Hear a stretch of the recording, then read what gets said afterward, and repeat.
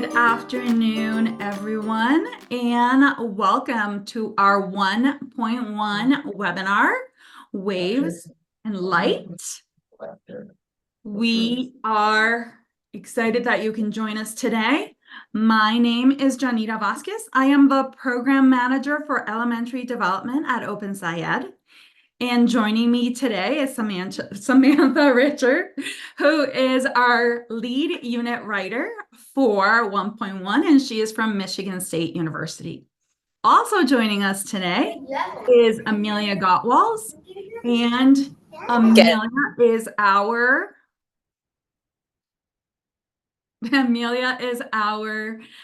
assessment lead for the elementary program, and also Sarah Delaney, my colleague at OpenSciEd. Sarah is going to help us let folks into the meeting. She is going to be sharing some things in the chat so that we can keep track of everyone's comments and questions as we move through today. All right, so just a little idea of what we are talking about this afternoon. So we are going to start with letting you know a little bit about OpenSciEd. I know that there are probably some people on the call that are familiar with our materials, but if you're not, we're going to give you a little introduction about our work. And then Sam is going to sort of take over. She's going to help us experience the first part of the unit. So we're going to talk about the launch, our anchoring phenomenon, and she will take you through that today so that you can experience a little bit of what happens at the beginning of this unit and what your students will be learning about.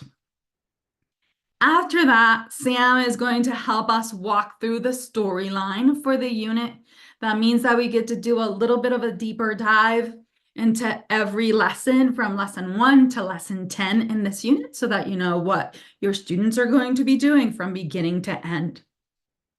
And then Sam is also going to share some things that she's really excited about in this unit, some things that she believes really stand out and she wants to share with you.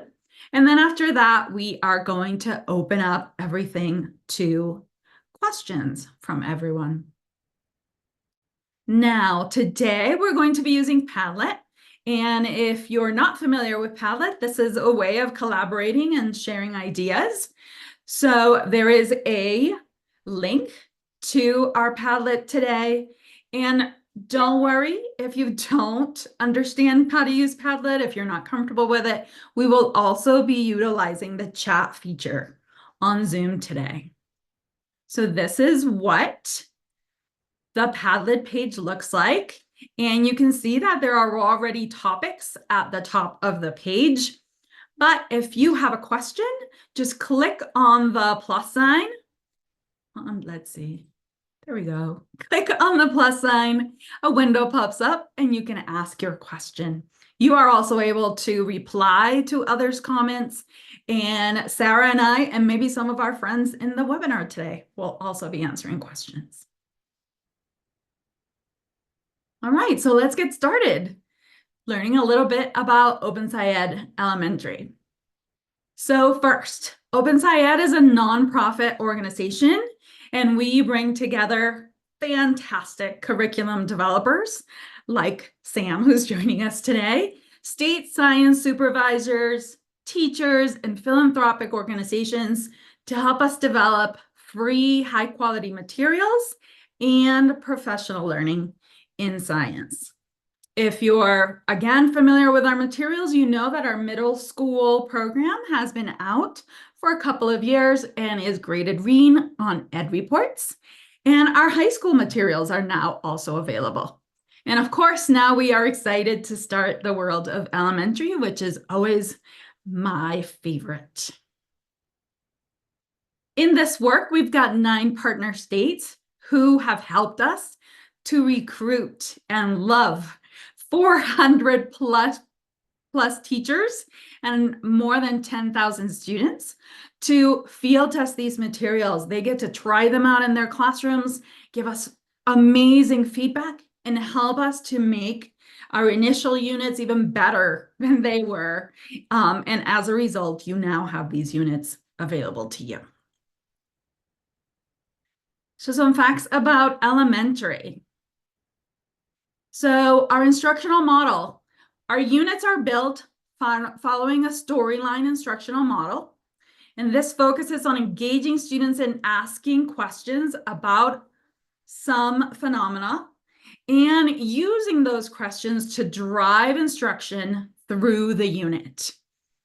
All the lessons in the unit are connected, right? And they all help us make sense of the puzzling phenomena through student investigations and research.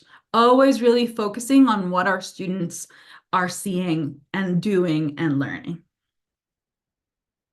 And this is what our instructional model looks like right now.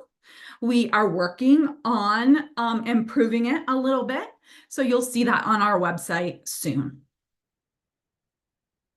Now, our units are designed for real classrooms. We know that elementary teachers have many subjects and many responsibilities that they need to teach and instruct and work with students on. So for elementary, all of our K-5 units have, all of our K-5 grades have 4 units per school year. And while we have a recommended sequence for these units, we also understand that you work in very special places, in different places. So we think about that. And so our units are also built to be modular so that you can fit them where they fit best in your school year. Now, again, because we are keeping real classrooms in mind, we want to tell you that all of our units are designed to meet the NGSS standards, but for an elementary classroom, or more actually like a first, second grade classroom, we are saying this is only about 7% of your instructional minutes for a whole elementary school year. So science is doable. You are able to fit it into your schedule. And I know that you're seeing that each of our 4 units is made up of 10 lessons, and each of the lessons is 60 minutes. We are not expecting anyone to teach 60 minutes of science in a row. The units are built so that you can think about the time that you have in your schedule, and you can have their manageable chunks that you can schedule when you need. So if you're teaching science 20 minutes a day, 30 minutes a day, we can make this program work in your school, in your classroom. Now, we are really excited about the math integration in these units. We are really focused on using the math practices and especially focusing on math talk and math modeling for our K-5 students. And then for ELA, we have done a lot of work to help students engage with multiple types of texts and to be able to communicate their scientific thinking in a variety of ways. So this can be orally, in writing, using gestures, using their home language if that's what's happening in your classroom. So we are excited about this literacy integration, and Sam's going to tell us a little bit about that today. Now, just like our middle school and high school programs, our materials are meant to be hands-on. We are currently working with kit providers to help us think about having things out there for purchase. We hope to have those contracts and materials, all those things in place by January of next year. But we also provide kit lists for those units on our website in case you decide that you or your district wants to purchase those materials on their own. All right, so that was a lot quickly because I want to leave time for Samantha. So I'm going to pass it over to her to tell us a little bit about the unit and then to walk us through lesson 1. Great. Thank you so much. I'm Sam Rashar, and I'm so excited to share more about this first grade unit with you all today. So this unit builds towards 2 of the NGSS performance expectations, one PS42 make observations to construct an evidence-based account that objects in darkness can be seen only when illuminated, and also 1 PS43, plan and conduct investigations to determine the effect of placing objects made with different materials in the path of a beam of light. So while students are working towards those performance expectations, they get to engage in the science and engineering practices, and this unit specifically spends time developing and using models, planning and carrying out investigations, as well as constructing explanations and designing solutions. It also intentionally develops the cross-cutting concept of cause and effect. Hello. So we are going to get to experience the anchoring phenomenon for this unit, and we'll walk through lesson 1, getting to do some of the different parts as we are able to today, and we'll get started. So as we all gather together, I'm going to start by just telling a story about remembering a time when I was around your age in first grade, and I just love to read, so excited about learning more about reading at school. And I was reading a really good book. I was really looking at the different pictures and flipping through the pages, and I was almost done reading, and I really did not want to put it down. I really wanted to find out what happened, but it was bedtime and I had to turn off the lights. And I just thought to myself, if only I could read under the covers for a few more pages, I could know what happens. But I had to turn the lights off and I had to wait. So I'm wondering, has this ever happened to you before or something similar? So what I want us to do is I want us to think about, have we ever been doing something? Maybe it's reading, maybe it's something else. But then it was bedtime or it was about to get dark outside. What were we doing? What was that like? Have you ever had something like this happen to you before? So I want to give us a couple of minutes to think about that. And we can type into the chat and we'll do it like a waterfall. So after about a minute or two, when I say go, we can all press enter and see some of our experiences that we've had, whether it's reading or doing something else before bedtime or before it gets dark. Okay.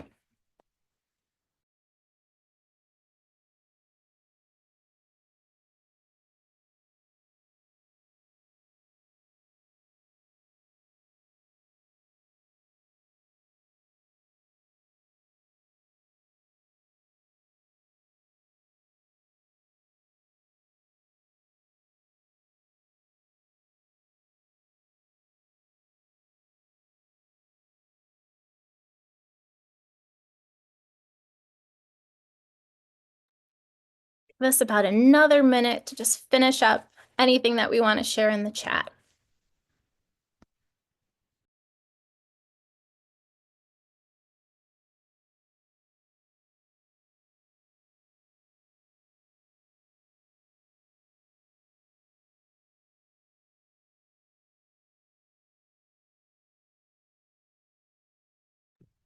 Okay, as you're ready, let's press enter and share some of those ideas in the chat.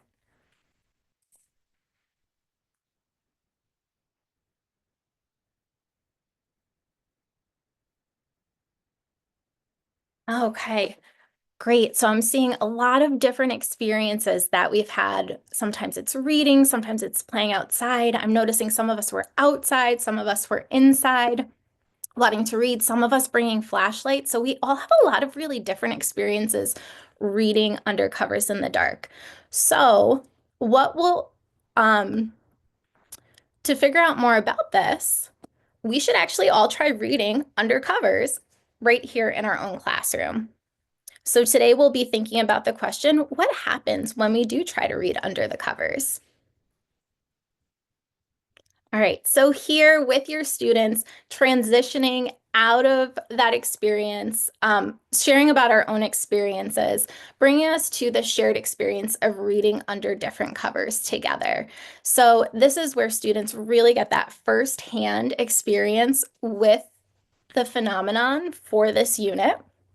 So in the classroom, they actually get to read under different covers made of different materials, rotating through. So a transparent shower curtain, a translucent cover like a sheet, and an opaque cover like a blanket. And each group has either depending on what is available, a class set of books that have that they can look at under each one, or books with similar print and pictures. So they can really think about what it's like trying to read underneath these different covers and what it's like actually being under the different covers. And while experience is happening, there's a lot of also opportunities for some small group conversations as students rotate through. And since this is such an important experience for students going into the unit, I also wanted to take a little bit of time to talk about some of the logistics and some of the resources available to facilitate this exploration. So as part of this first lesson, there is a teacher reference that gives some suggestions for setting up this exploration. We know that all classroom setups are different. Also, classroom prep time for science is different. So some people might teach science first thing in the day where it's super easy to have this set up. Some of us might be, specialists going classroom to classroom on a cart. So it was really important for us as the writers of the unit to provide some different options for setups, both with like different ideas for the covers that could be used and different setups, whether it's using available classroom furniture, suggestions for grouping if there's only space for a couple of setups, suggestions for how to do it if you have a lot of space and have more materials and what that could look like.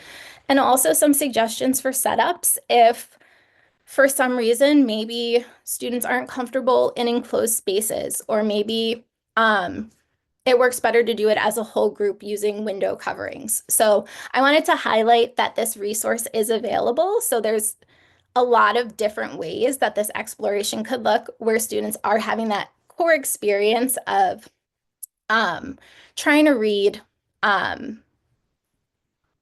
with these different coverings and have that experience to bring with them across the unit. So after students make their observations, rotating through in their small groups, that's when they all come back together to form their first scientist circle of the unit and talking about setting up some of those routines for discussions in science and also setting up classroom agreements to really support the work moving into the next part of the lesson where students are sharing what they noticed and wondered while reading under the different covers. Being in first grade, we have some of those great sentence starters for them to share their observations, to add on the notice side of the notice and wonder chart about each of those different covers, and also some options to print out some pictures too to go along with this chart. And students also share their wonders about reading under the different covers. And we have an example on the next slide. So this is a digital example, but you can see how students noticed a lot of different things about how well they could see the book under the different covers. Some of them talked about how light it was under the different covers. Looking at some of the details of what they noticed, like under the sheet, they could only see the bigger letters on the page, or, my eyes felt a little bit different. I had to squint to see. And then also noticing like I could only read close to the ground when I was under the blanket. And these are some of the ideas that students have brought from this experience. And then also their questions that really drive the work of this unit. Questions about why it's easier or harder to read, questions about the different materials, and also some questions about whether or not they need light and changing the light, and, does something about the material matter? Does something about the light matter? So you can already see in this first lesson where some of the investigations might go. So coming out of the notice and wonder, students will have shared a lot of different ideas. and maybe even are starting to think about why they think it was different reading under the different covers. As I just alluded to earlier, some might be wondering, did it have to do something with the materials? Did it have to do something with the light? Did it have to do something with, where I was holding the book? So that brings us into reading this book, Scientists Can Explain Using Models. So this is the first text included in the unit. And this book supports students in figuring out more about this tool that scientists use when they've made some observations that they want to then use to start explaining why or something happens in the world. So this book is an interactive read aloud that really supports students in talking about what a model is, and it features a first grade class kind of doing some parallel type observations and shows some example models to help students start thinking about, like, this is a tool that I could use to help communicate my initial thinking too. So then after reading the book, the class does some group planning on, well, if we are going to draw our ideas, if we are going to talk about them and show them, what are some of the things we might want to include? So there's that support built into this lesson. And then students then go and develop their models individually. And you can see, I think on the next slide is, here is the handout that they use that has a nice big drawing space for first grade, and down below some lines for writing if first graders are ready to be writing, depending where they are and where you are at that point in the school year. And we have some examples here on the next slide. So as you can see here in first grade, as developers, we know that first graders have such a huge range of writing, and especially depending where you are in the school year. And there are so many rich ways that they love to share their ideas. So I wanted to bring and show you some of the different ways that students made sense of these ideas and showed them, whether it be through different shading. So you can see in the first one, this student was only using a pencil, but by using darker shading, no shading, or some lines, they were able to share some information about how light or dark it was and their ideas about that. And also using some labels at the top. But then on the one on the right, you can see this student started doing some labels using some initial letter sounds. And then they also really thought about, to show how well they could read or not, use details in their drawing, which can be so important for first graders, like the smile to show that they could read, or the frown to show that it was harder to read. And the student also added some sentences.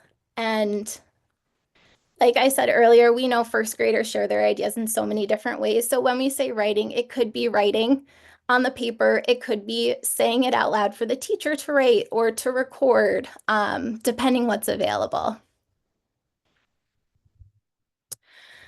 So then once students have had a chance to get their ideas out in their initial models, the class comes back together to return to the notice and wonder chart and to kind of debrief and share what they did in their initial models, and to add any new questions. Now that we've shared some of our initial ideas, do we have any new wonders? And to come together to decide, we had a lot of questions. What are we going to explore next? What is the first group of questions that we want to start investigating? And that is where I will end for today before jumping into the storyline, where we get to see where we go next. All right. Are there any questions that anyone has that they want to ask in the chat? Sarah, I don't know if there's any questions in Padlet. Okay. So I'll give folks a minute in case they want to write any questions in the chat. And give Sam a chance to breathe for a second.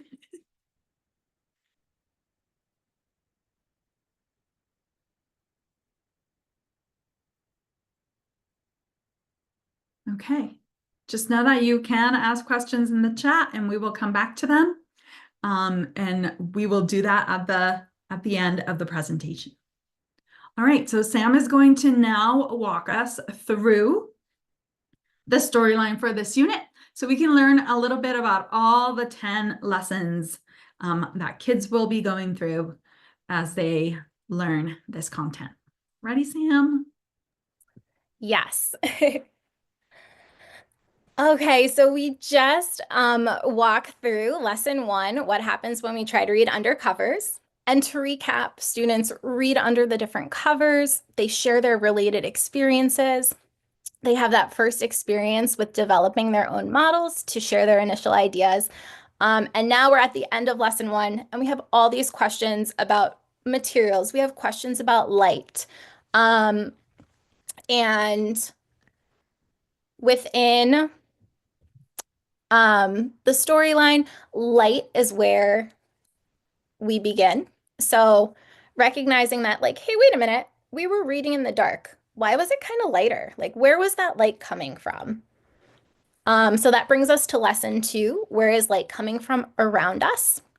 And in this lesson, students begin answering that question by going on a light scavenger hunt, where they go around their classroom.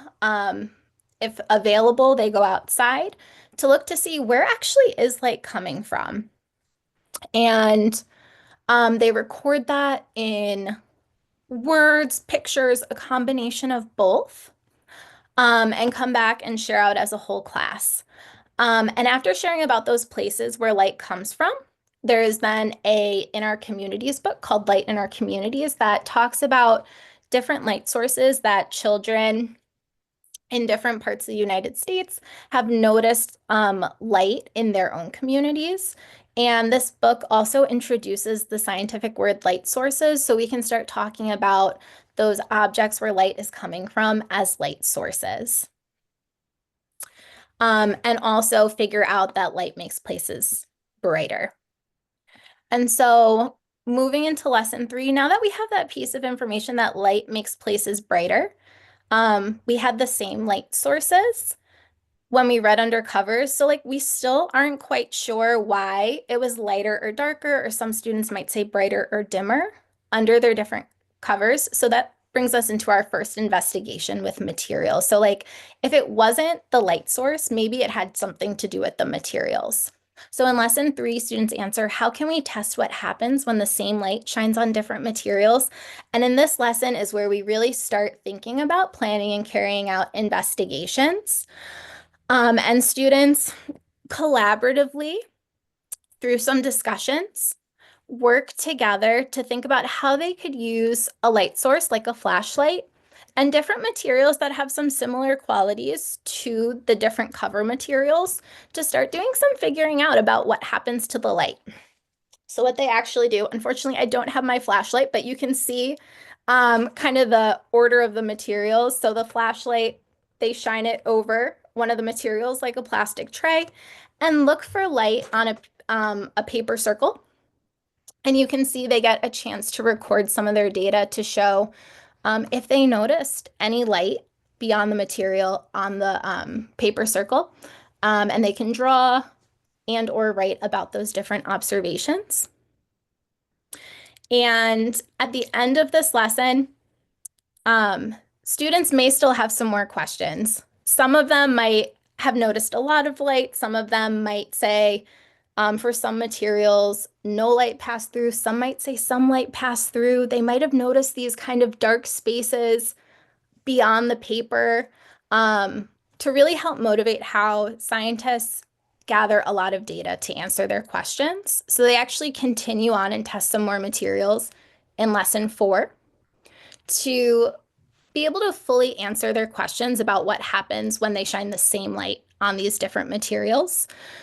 So students get a chance to test some additional materials. They had those initial observations that they might have seen a lot of light, they might have seen some light on the paper, they might not have seen any light. So they have that as a frame of reference for when they test new materials. And you can see here on the slide, in this lesson, students take a slightly different approach to this investigation. And now we're doing some more categorizing to say, you know, when I shine light, these are all the materials where I noticed a lot of light beyond them. I might make another group where I didn't notice any light on the paper beyond them, and they might have a group where some light's beyond them. Similar to the first investigation, this one also has a reference that goes with it to give a lot of suggestions about this and different materials that students might use to support their work in this lesson.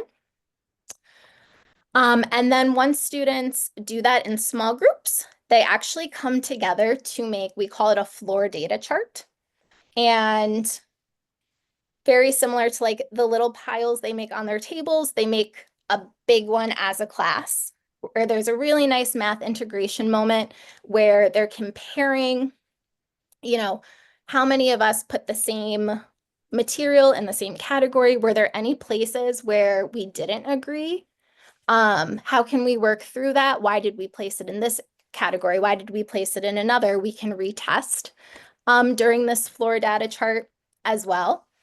And then coming out of that, students then discuss a types of materials infographic that helps them connect their observations again to these scientific ideas about transparent, translucent, and opaque materials. So this infographic really helps give some examples to organize some of those observations and connect different types of observations that students made. So for example, some students might be saying a lot of light, they could see a lot of light, and other students might be saying the light passed through. This infographic helps connect those different observations students make. And it also introduces the word shadow as well. So students might be familiar with shadows, but if they're not, this helps connect that, like where light's being blocked. That dark space that they might have noticed or talked about is actually called a shadow, and that's an effect of the light being blocked. So this lesson is also a really great place to think about cause and effect as well. So then moving into lesson 5, students have done so much figuring out, and this is one of those moments where we pause and put these pieces together to explain part of the anchoring phenomenon. We know a lot about the different materials now, so we're ready to explain that part. So in lesson 5, students are revisiting their models to explain why is it brighter or dimmer under the different cover materials. So using a checklist that follows along with, I forgot to mention earlier, we're tracking ideas in a chart called an Our Growing Ideas chart. And this checklist mirrors that group chart that the class has been adding to. So students can look back at their first models and say, hey, did I include these ideas about light sources in my initial model? If I did, how could I make them clearer? If I didn't, I know that's something I should add to my explanation in my model. And they do a similar process for lessons 3 and 4 about what they figured out in relation to light passing through different materials or not passing through the material. So there's this really nice reflective moment where students are able to look back at their first model and really think about how their ideas have changed and grown. And as a class, think about all the different ways that we can represent how our new ideas, whether that be through drawing, writing, and explaining. So then students get to add to their first model. And we also give the suggestion some students might want to develop a new model. So we have some support in the lesson for how to do either of those options with your class. Sometimes first graders want to add more, but sometimes it might make more sense for them to develop a new model with these different ideas.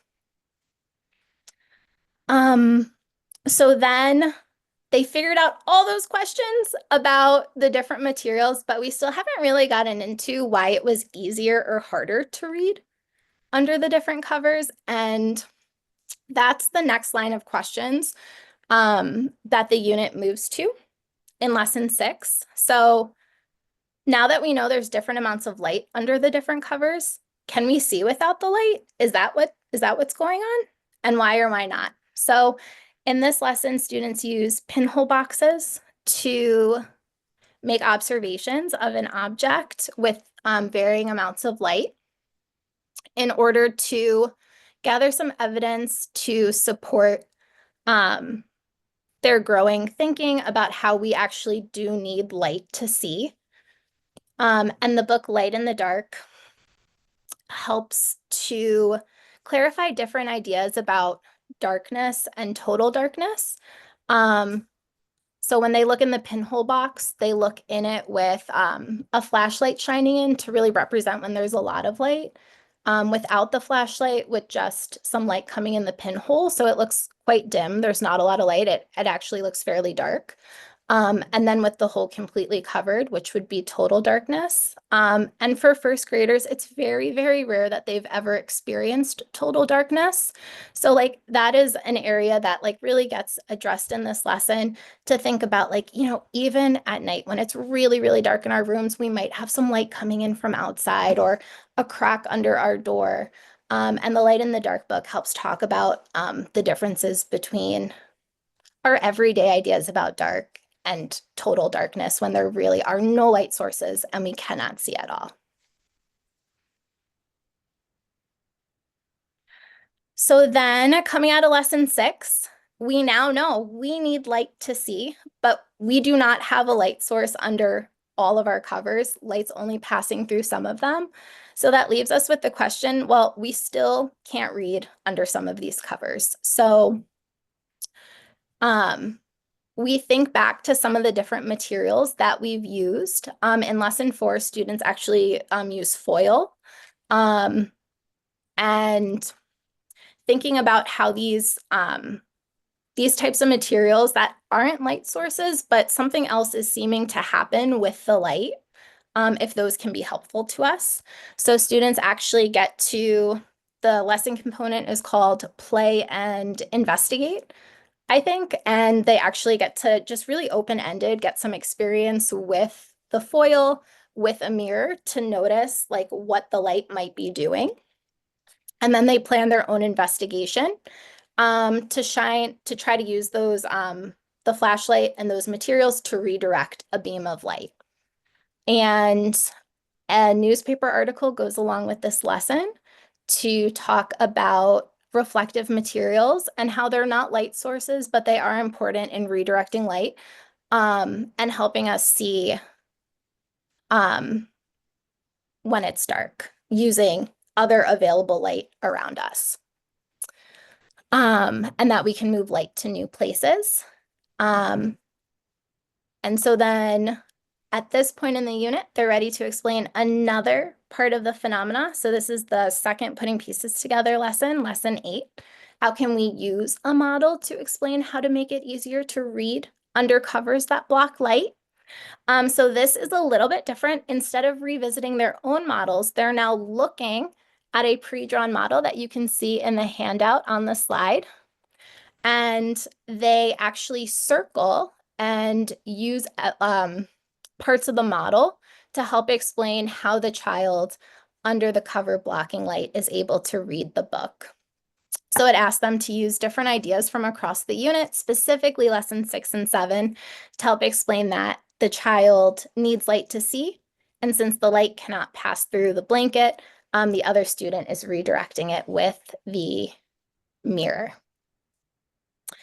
And the second part of this lesson broadens back out to our communities, thinking about how light is not just important for us to be able to read under covers. Light is important for us to do a lot of different things when it's dark.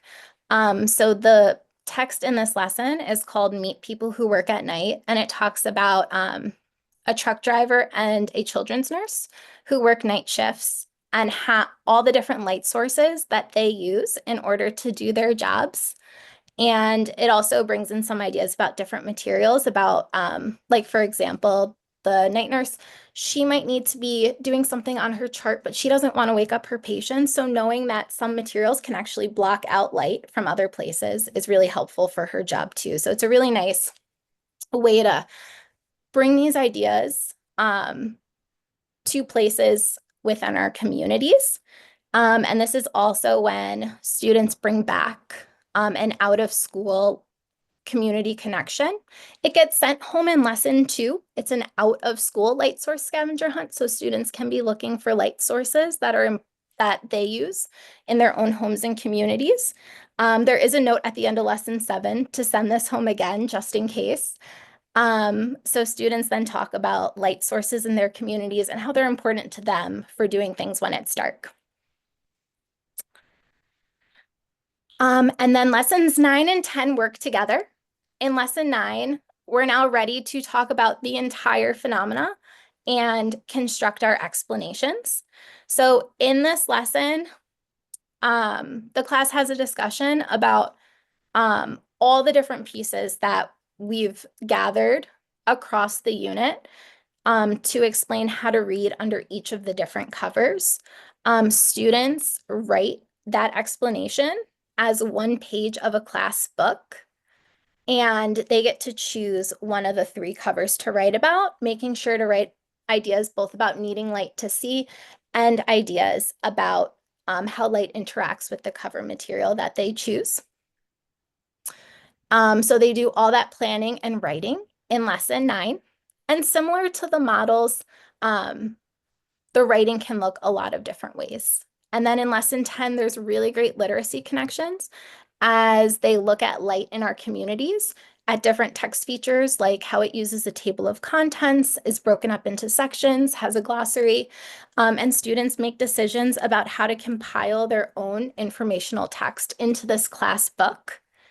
And they also, in lessons 9 and 10, use that community connection that they revisited to choose an audience special to them who might be interested in learning about reading in the dark, or who might need to do things when it's dark where that information would be helpful to them to really connect it back to their own lives.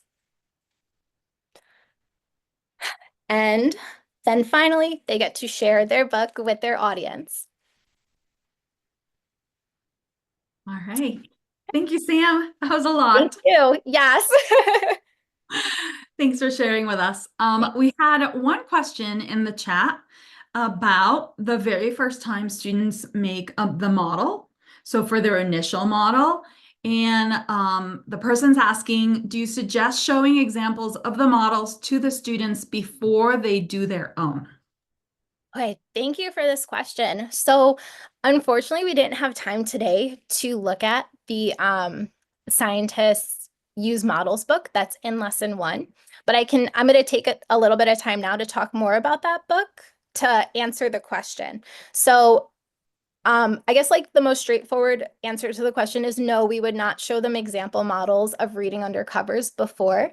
However, the book does have students in like a parallel situation where in the book, first graders are making observations of cars. And if students have done Open SciEd in the past, they would have done some similar types of things in kindergarten. So we tried to pick something that would be familiar or that they might have done in their everyday lives. And we do see example models that students did to explain the movement of a car. So they get to see some of the features of a model, like how I might draw the car that I observe. So connecting what I observe to what I'm drawing. We might talk about how we might choose to use some arrows or labels. So they see those examples, but it's not the exact same model that they'll be making. Rather, it's a child's model that has some of the same features that students may choose to use when they develop their models. I guess, Amelia, do you have anything else to add on that? No, that was great, Sam. All right. So I don't see any other questions in the chat. I don't know if you see any in Padlet, Sarah? Well, actually, I don't know if Amelia or Sam or Janita, one of you wants to talk a little bit about the books. Amelia answered it, but I think it's great to talk about how we use these books and how they're designed to be, if one of you wants to attend to that. Yeah, sure. So in first grade, these are intended to be whole class read alouds, and I actually want to say whole class interactive read alouds.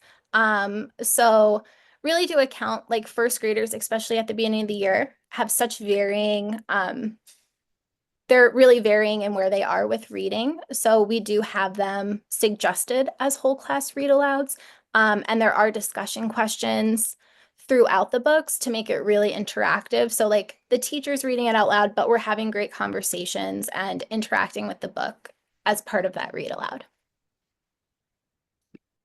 I think something to note is that these read aloud books are written so they are around 2 grade levels above the reading level of first graders.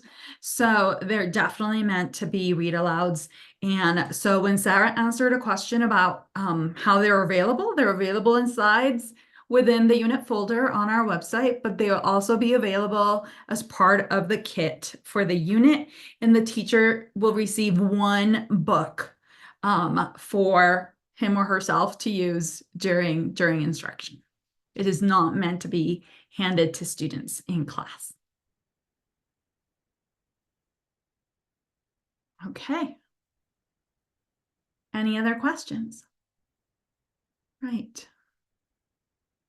While folks think of other questions they want, we're going to move on to the next part, Sam. So this is where Sam's going to get to share some things that she really loves about this unit.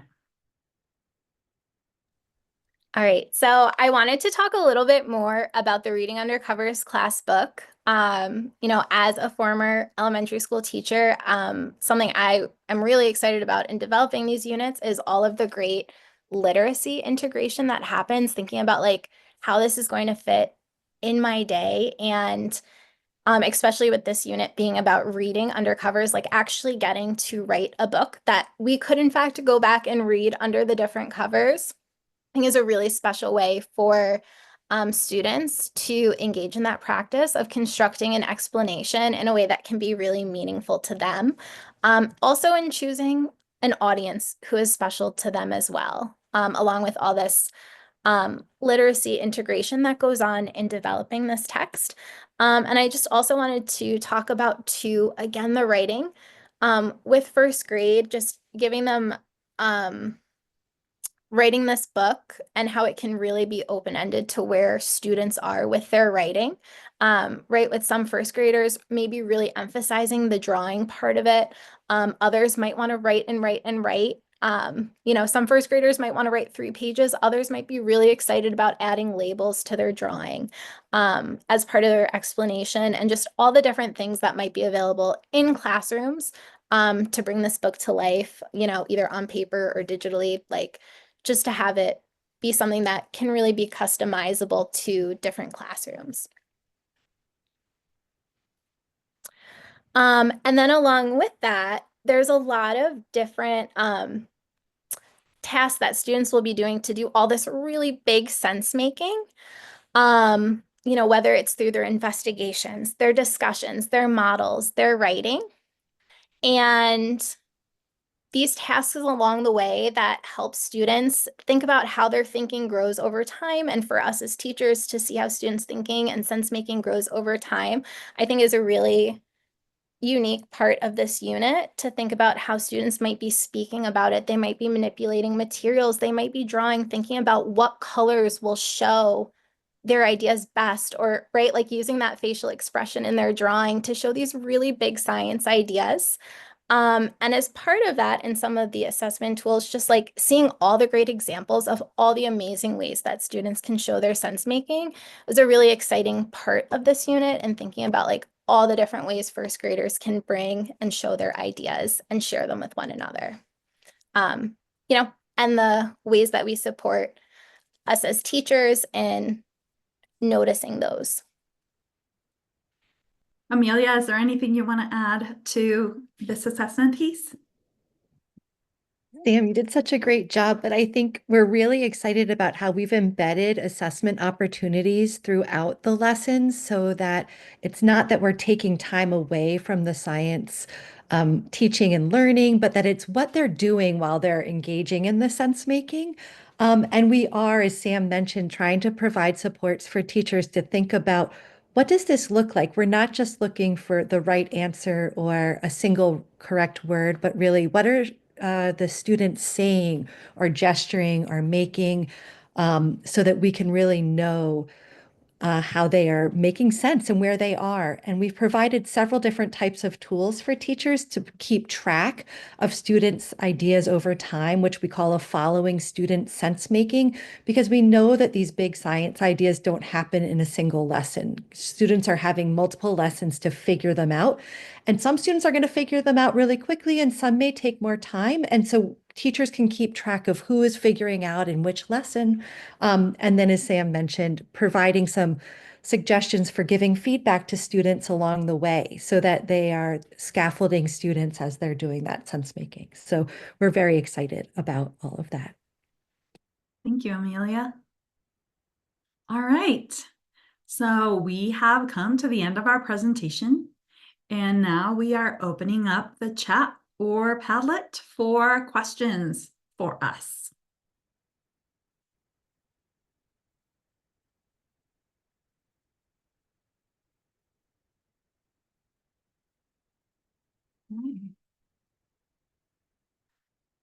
Dustin, how do you print your own books? They are within the folder for the unit as slides. There are slides, so teachers can choose to project them if that's something they want to do. So you can print them right from those slides on the website.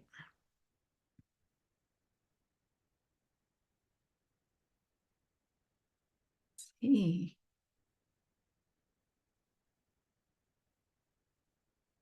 Okay. While more questions come in case they do, I know Sam did a great job of really going everything about the unit. Just a few reminders that we still have 2 more webinars left. We have 2.1 next week, 2nd grade next week. And then the week after that, we rescheduled our 3rd grade webinar for October the 3rd. So we have those coming up. There was a question in the chat about recordings. Recordings can be found in our professional learning page, and also they will be added to the unit pages for each of the units. There are also past webinars there in case you want to look at our Introduction to Open SciEd webinar and other things of that nature. Okay. Oh, yay, Serenity. Thank you. Really excited about these units. Awesome.